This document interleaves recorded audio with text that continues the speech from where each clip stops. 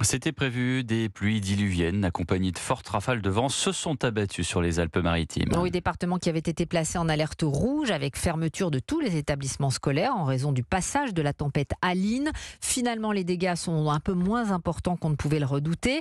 Stéphane Burgat, vous êtes le correspondant d'Europe 1 dans la région. Il y a 3 ans, la tempête Alex avait fait 10 morts. Cette fois-ci, on peut dire que les Alpes-Maritimes ont échappé au pire. Oui, les leçons d'octobre 2020 ont été retenues, c'est assez certain. Tous les aménagements, les constructions qui ont été faites en 3 ans, mais aussi le retour d'expérience des pompiers, combiné à des chutes, il faut le dire, des chutes d'eau 2 fois moins importantes qu'en 2020. Eh bien, tout ceci combiné fait que les pompiers n'ont pas eu de vraie opération de sauvetage à mener ce matin.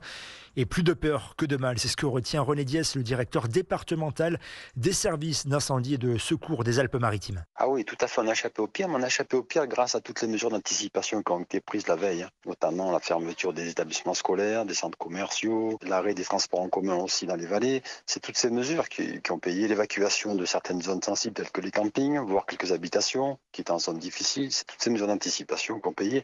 Et le plus important, 0 mort, 0 blessé, 0 disparu et 0 habitation emportée. Alors des dégâts quand même sur la voirie, sur les ponts provisoires après des éboulements ou encore les montées d'eau, puisque ces vallées n'ont pas encore totalement terminé leur mue depuis la tempête Alex. Et il y a eu au total, selon un dernier bilan de la préfecture, 311 évacuations préventives. 2000 foyers restent ce soir toujours privés d'électricité. Merci Stéphane Burgat.